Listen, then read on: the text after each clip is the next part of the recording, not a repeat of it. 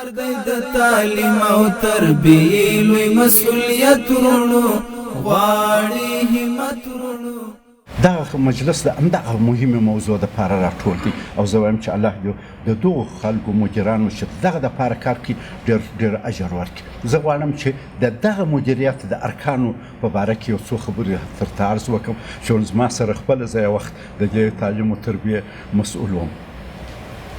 تعلیم و تربیې ارکان څلور دي لکه چارپایي د څلور پښې د کټ څلور پښې دي. اوله پایه د دې منابع بشري ده. استادان دي، هغه استادان چې دوی خپل علم لري، خزانه ورسره ده، دوی دا خپل علم دا خزانه د اولاد وطن ته انتقالوي. دا یو عظیم کار دی، دا یو عظیم عنصر دی په دې څلورو پښو کې د دې کټ. دا دواړه که شاګرد دی او که استاد دی دا اصلي عناصر د دغه پایې دي. لیکن د دې پایې سره ځینې نور عناصر هم په دې کې شامل دي چې د هغو سره مرسته کوي. والدین ډېره مهمه ده ځکه چې د کوچني اوله مدرسه چې ده هغه د مور پلار غېږ ده. دا که همکاري د معرف سره ونه کړي معرف ځای ته نشي رسېدلی. دوهم د هغه بیعه چې ملایان ورته وایي یعنې ماحول محیط دی، ټولنه ده. دا ټولنه باید په اعتماد کې واخیسته شي.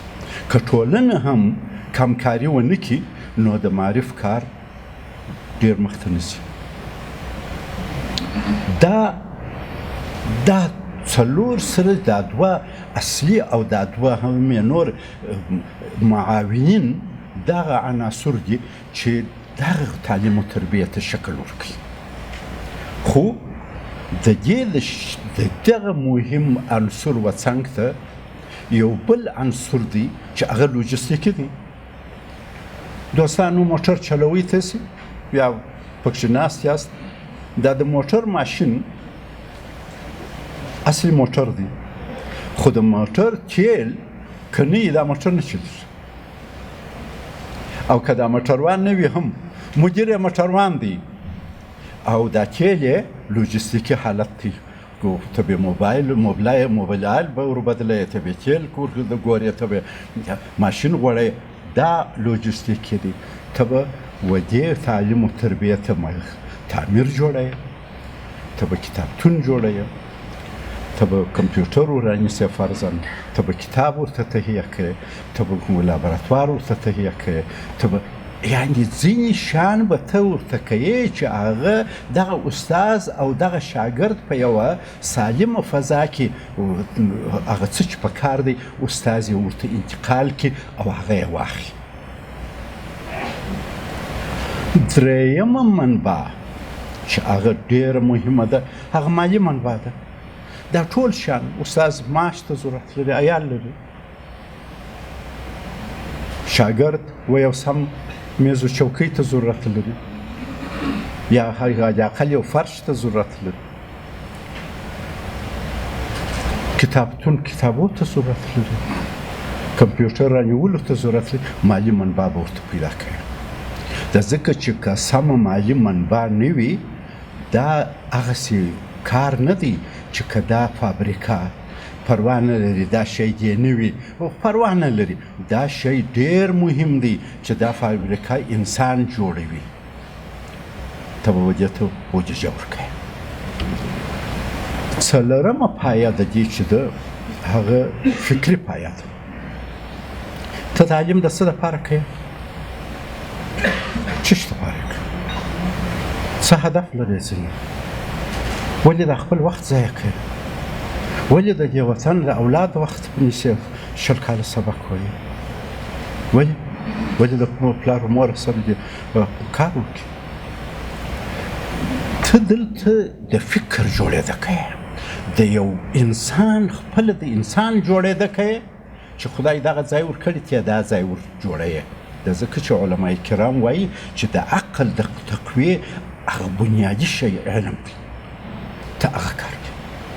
د اشرف المخلوقات د مصلح کولو د هغه د قوي کولو کار کوي. ته ټولنه د عزتمنه کوي، ته ټولنه د ذلت خلاصوي. دا خو یو فکري کار دی. ته باید نصاب تعلیم جوړ کړې. د نصاب تعلیم فکر غواړي، نصاب تعلیم هدف غواړي، نصاب تعلیم دا غواړي چې ته دا قوم کومې خواته بیایې. دا کوچنی ماشوم دی، دا په حقیقت لکه څرمن چې فابریکې ته ورشې، ته غواړې چې چوټه ځینې جوړه کړې، ته غواړې چې بوټ ځینې جوړ کړې، ته غواړې چې هسې ماشین ګربېږي چې هر شی راویستي. دا د اولیای امورو د پوهنې د ادارې چې دغه مجلس جوړ دی، د دې کار دی چې د دې څرمنې څه چیز جوړوي. دا نصاب تعلیم دی. نصاب تعلیم په هغه وخت چې زه وزیر معارف وم، ډېر وخت زما پر نصاب تعلیم تیر شو چې جوړول. د ځکه چې ما جماعتو کې وخت تیر کړی و، ما په عصري علومو کې تیر کړی و، ما غوښته چې زه څنګه دغه تلفیق کړم. دا ډېر کار دی. دا د نصاب تعلیم ستا آینده درته معلوموي چې ته دا قوم چیرې بیایې. دوهم، د دې نصاب تعلیم د صحیح رسولو طریقه ده. دا ډېره مهمه ده. اصول تدریس موږ ډېر مشکل لرو، په جماعتو کې مشکل لرو، په مدرسو کې، په مکتبو کې. دا مشکل دی چې اصول تدریس موږ یو وخت نه شي. یو سوال د استاذه که درته وځي، بل که ماحول محیط. دا اصول تدریس څنګه اصول تدریس وي چې ته دغه علم چې دا غواړې او هغه هدف یې ټاکلی دی، دغه علم هغه هدف ته څنګه رسوي. دا په اصول تدریس کېږي. دا به ته کوې. درېیمه خبره چې په دې کې مهمه ده، هغه د فکر ازادي ده. فکر به ازاد پرېږدي. فکر کې به چنګک نه اچوي. که تا فکر کې چنګک واچوي، ته هغه ځای ته نه رسېږي. دا دین د بیان د ازادۍ دین دی. ما وستا په دې په فقه کې څلور مذهبه حق دي. ولې حق دي؟ خو یو به حق وایي. دا ځکه چې د هر امام و دې موضوع ته د یوې خوا کتلي دي، دا بل خوا ته. داسې نه دی چې امام صاحب وایي سم وایي. ما دغه نظر دی که تر ده باندې تر دې په آیات و حدیث ښه موثق پیدا شو، ما نظر پرېږدي. شافعي صاحب هم دا خبر کوي، بل هم بس. یعنې دا موږ ټول مذهب پر دا راټول دی چې د بیان ازادي به وي. خو البته په چوکاټ کې ته به د فکر باندې چنګک نه اچوې. استاذ ته به موقع ورکوي چې د خپل علم چې څنګه په کار ده هغه دغه ته شاګرد ته به موقع ورکوي چې سوالونه وکړي. کتابخانې به ورته کوي، جوړه یې. د کمپیوټرونه به ورته پیدا کوي. پوکه یې به چې بچی په ناکشیانو وخت مه ضایع کوم. ستا مسیر دغه دی. زه ته د دغه فکري ازادۍ یو خبره کوم. په غواړم خبرې د ملا څه وایي چې دغه کې هغه ډېرې خبرې کوي، خو نو زه ډېرې د خپلې تجربې هم در سره شریکوم. تاسې وګورئ، موږ ټول خلک کوښښ کوو چې ښه کورونه جوړ کړو، ډېر ښه کورونه جوړ کړو. په ساراو کې کلاوې جوړې کړو او ښې کلاوې جوړ کړو. زموږ د خان کلا تر دا نورو باندې مضبوطه ده. او پاچایانو چې تاسې کلاوې وګورئ، د خان صاحب تر کلا پاچي مضبوطه ده. او د چین دیوال چې د سپوږمۍ څخه معلومیږي، 21,000 کیلومتره دیوال په 5 متره بر د سپوږمۍ معلومیږي.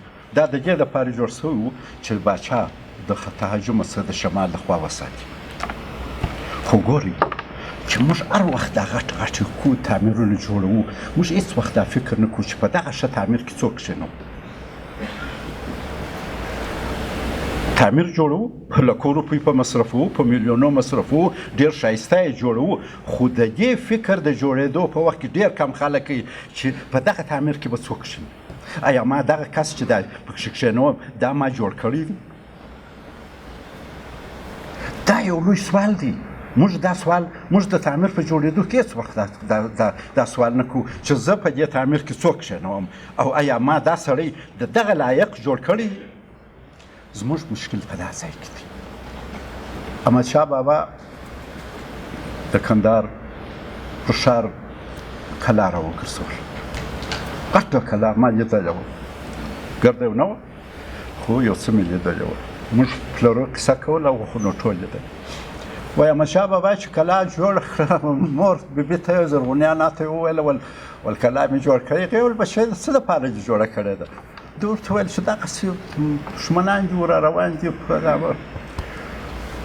خطر دی چې محفوظ یو. هغې ویل چې خدای دې تا دونه نه کمزوره کوي چې دښمن به دې تر دې کوره راورسوي او ته به بیا په دې کلا کې ځینې پټ یې. دښمن باید په خپل کور کې ستا څخه وبېرېږي. هغه و چې ور ووتی. نور خو نو بیا تاسې پوهېږئ چې څه معنا. یعنې ته کلا تا نشي ساتلی. د چین لویه کلا هیڅ وخت د دغه شاهان ونه ساتل. دا کلاوي ټول د دننه سماچ سوي دي. د کندهار کلا ټول عمر د دننه ماته سوې ده. د چین دیوال هیڅ وخت د چین د حکومت حفاظت نه دی کړی. دا هر وخت 3 واره دا کلا د چین ماته سوې ده. دا د ماته سوې دا د دننه څخه پیرهداران ورخلاصه کړې ده. د باندې مهاجمینو هغو سره رابطه قایمه کړې ده. کلا جوړه سوه، دا دیوال جوړ سو، خو هغه خلک چې دا کلا یې ساتل یا په کلا کې اوسېده هغه نه وه جوړ. دوستانو تعلیم او تربیه دا کتاب و حکمت دا دواړه سره تړلي دي. که چا کتاب ووایه او هغه د خپل ځان او ټولنې په خیر نه کوي تمام، حکمت یې نه دی زده. کار دی د تعلیم او تربیې لوی مسؤلیت ورونو